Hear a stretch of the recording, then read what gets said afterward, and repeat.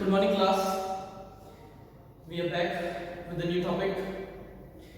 In the previous video,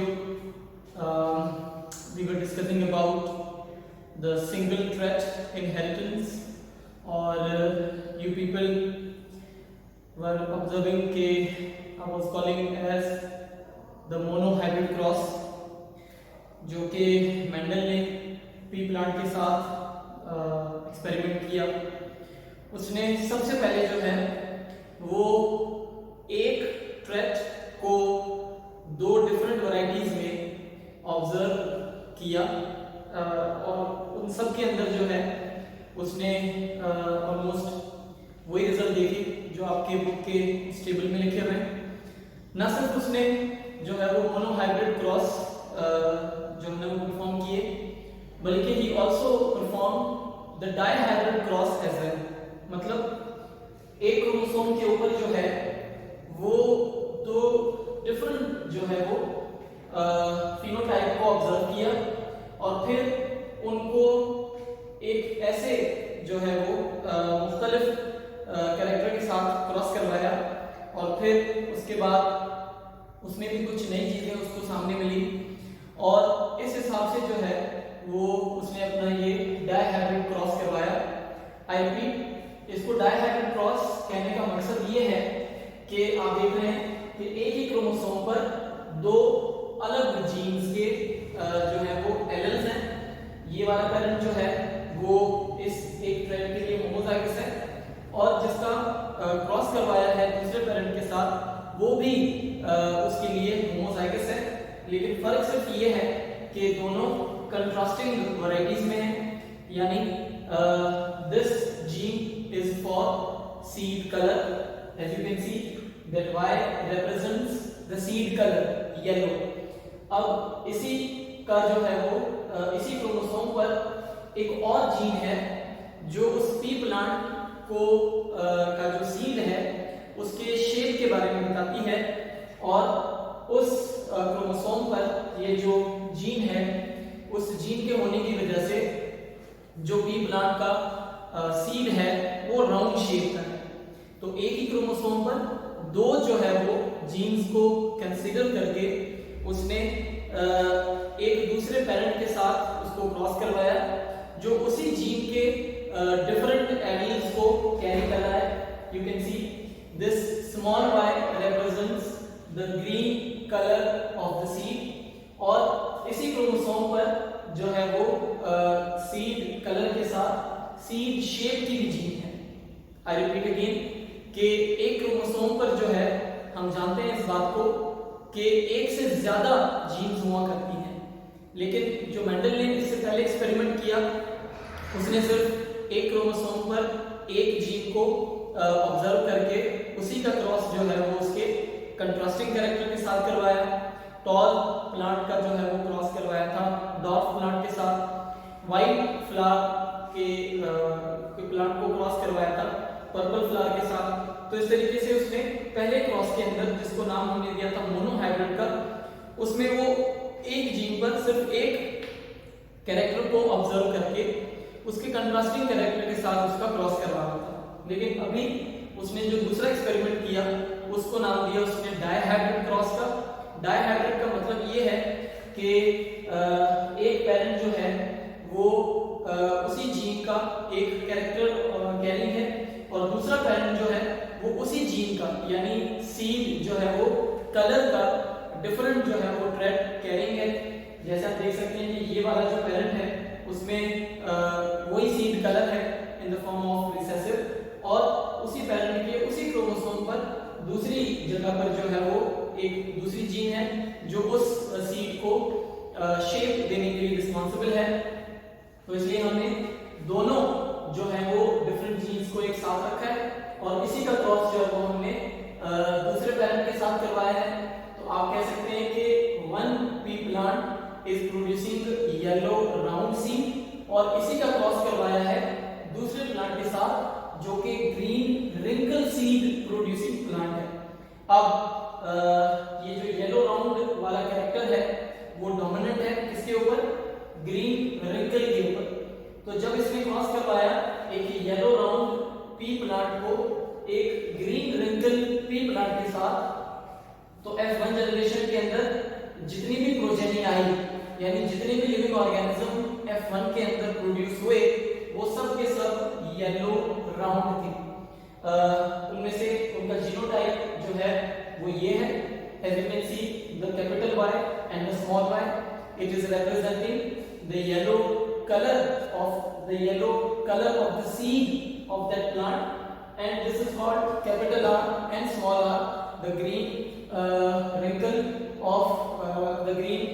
seed of that plant. तो जितने भी F1 जनरेशन थे वो सब जो है वो येलो राउंड है। तो इस तरीके से जो है हम देख रहे हैं कि F1 जनरेशन के अंदर जितने भी लिविंग ऑर्गेनिजम्स प्रोड्यूस हुए वो जो है येलो राउंड हुए। You can see this is not common plant, बल्कि this is called the hybrid plant. अब जो है F2 लेने के लिए इसी का क्रॉस करवाएंगे हम इसी के साथ। तो this is it with the F1 generation, क्योंकि ये पी प्लांट और ये पी प्लांट, कोई भी पी प्लांट हो वो आप खुद में जो है वो हुआ करता है सेल्फ फर्टिलाइजिंग प्लांट। इसीलिए हमने जो है वो सबसे पहले F1 ऑब्जर्व करने के लिए हमने इसको क्रॉस फर्टिलाइज करवाया है। अब जो है वो मेंडल ने अलाउ किया कि अब जो है वो ये प्लांट जो है वो सेल्फ फर्टिलाइज हो। तो सेल्फ फर्टिलाइज जब ये होगा तो इसी का क्रॉस इसी के साथ कंसीडर किया जाएगा। अब F2 के अंदर जो है, F2 के अंदर जो लिविंग ऑर्गेनिजम्स प्रोड्यूस होंगे उनका जीनोटाइप क्या होगा और उनका फिनोटाइप क्या होगा, इसके लिए जो है वो आपको सबसे पहले इनके गैमीट्स बनाने पड़ेंगे। जैसे हम पिछले जो है वो क्रॉस के अंदर मोनोहाइब्रिड के अंदर F2 लाने के लिए हमने इनके सबसे पहले क्या बनाए थे, गैमीट्स। जैसे हमने ये गैमीट्स बनाए थे, तो सिंगल थ्रेड के अंदर ये gametes banana it's a kind of simple job. तो ये थे हमारे पास जीनोटाइप।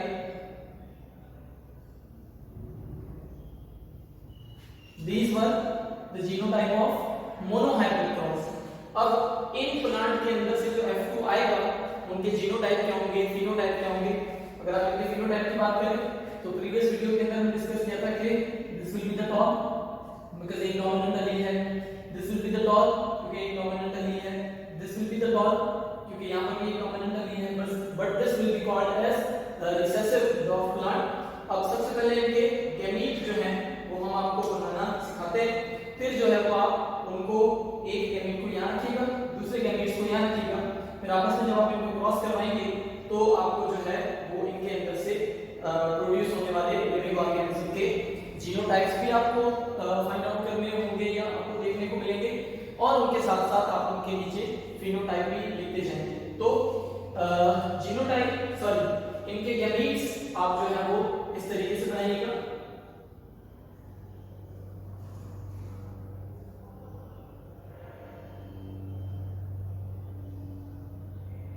याद रखिएगा कि इस बॉक्स को जो है वो पुनेट स्क्वायर कहते हैं। It is called Punnett square depending upon the name of that biologist. फिर जो है आप अगर इनके अंदर इनकी डेविएशन निकालेंगे तो you will not be able to find out कि F2 इनमें से क्या निकलेगी। ये अभी हम जो है जो यहाँ इनके अंदर हम लिखेंगे वो कहलाएंगे, इन दोनों के गैमीट्स कहलाएंगे। अब ये दोनों कैसे बिहेव करेंगे, एज अ पैरेंट। पहले they were behaving as a parent, this is called the progeny. अब ये भी पैरेंट है और ये भी पैरेंट है। हमने इसका क्रॉस इसी के साथ क्यों करवाया है, क्योंकि हमें F2 चाहिए होता है और F2 के लिए जो है वो हम सेल्फ फर्टिलाइजेशन की तरफ जाएंगे। तो this will be called as the first gamete of that plant, this will be called as second gamete of that plant, this will be called as third gamete, and this will be called as fourth gamete। because हम जानते हैं कि ये जो एक parent है जब ये अपनी अंदर मायोसिस करेगा तो इसके अंदर से 4 गैमीट बनेंगे, और ये भी जब अपने अंदर मायोसिस करेगा तो 4 गैमीट बनेंगे। वो 4 गैमीट कौन से होंगे, वो 4 गैमीट ये होंगे। तो अब की बार आप क्या करेंगे कि ये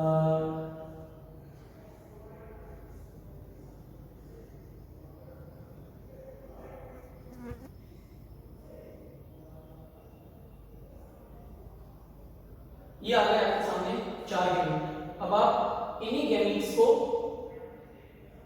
इन्हीं से मल्टीप्लाई करेंगे तो आपके पास F2 जो है उसके अंदर प्रोड्यूस होने वाले लिविंग ऑर्गेनिज्म जो है उनके जीनोटाइप्स भी आपको देखने को मिलेंगे और साथ साथ आपको फिनोटाइप भी देखने को मिलेंगे। तो आइए हम इनको आपस में मल्टीप्लाई करते हैं और देखते हैं कि F2 जनरेशन के अंदर जो आने वाले लिविंग ऑर्गेनिजम्स हैं उनके जीनोटाइप्स क्या होंगे या उनके फिनोटाइप्स क्या होंगे। तो यहाँ हम बताते हैं इनके लिए काइंड ऑफ बॉक्स।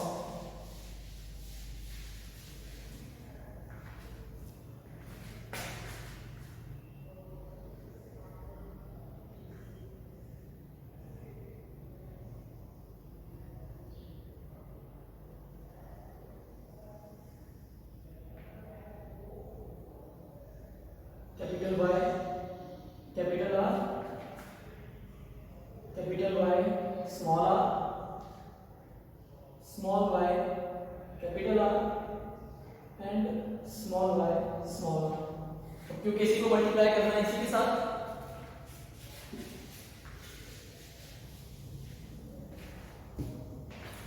तो here we will keep capital Y, capital R, capital Y, small r, small y, capital R, small y, small r।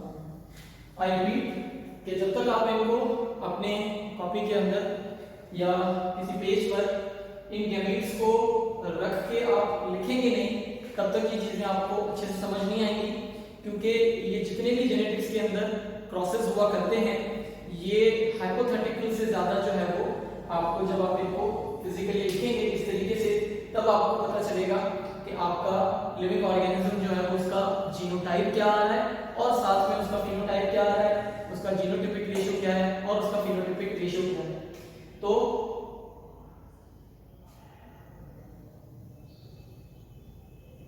Dihybrid cross आप जब भी करेंगे तो इस तरीके से आपको पहले उनके गैमेट बनाने पड़ेंगे, फिर जो है वो आपको इनके अंदर आने वाले लिविंग ऑर्गेनिजम्स के जीनोटाइप और फिनोटाइप देखने को मिलेंगे।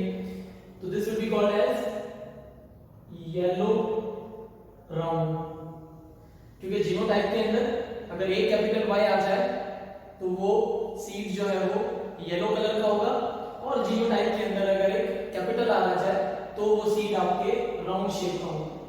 Now we have to multiply with this will be called as capital Y, capital Y, capital R and small r। तो again this will be called as, हम यहाँ लिखते भी जाते हैं साथ साथ, this is yellow round। यहाँ पर भी this is again yellow round, capital Y, small y, capital R and capital R। So this will again be yellow round। फिर हम इसको इसके साथ मल्टीप्लाई करेंगे, capital Y, small y, capital R and small r।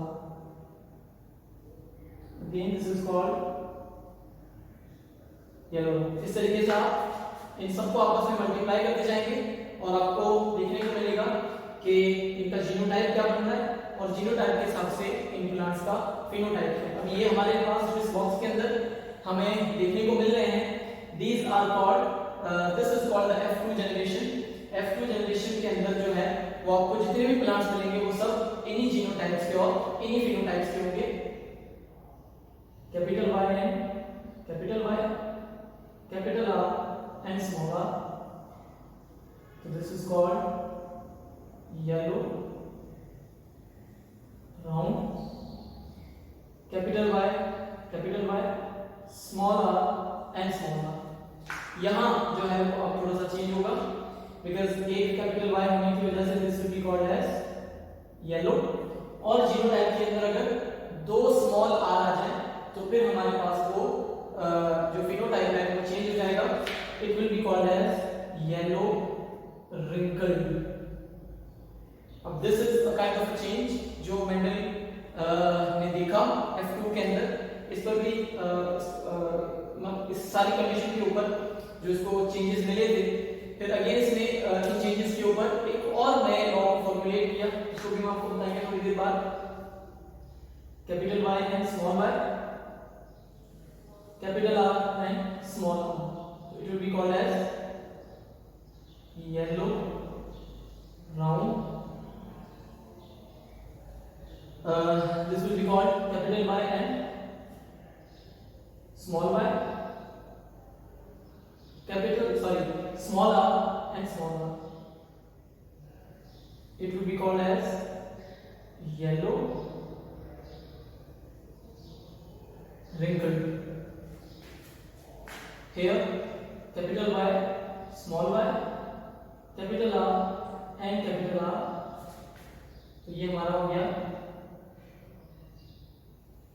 Yellow round. Capital Y, small y, capital R, small r. It is called yellow round. Small y and small y, capital R and capital R. अब अगर genotype के अंदर दो small y आ जाए जैसे यहाँ पर आ रहे हैं, तो फिर जो है वो आपका कैरेक्टर सीड जो है वो कलर का ग्रीन हो जाएगा, और दो कैपिटल R आने की वजह से जो है वो it will be called as round. यहाँ पर small y, because this is small y and this is small y, and this will be called capital R and small r. Again green round. फिर capital Y, small y, capital R and small r. Yellow round. यहां पर capital Y, small y, small r and small r. तो it will be called as yellow, और दो small r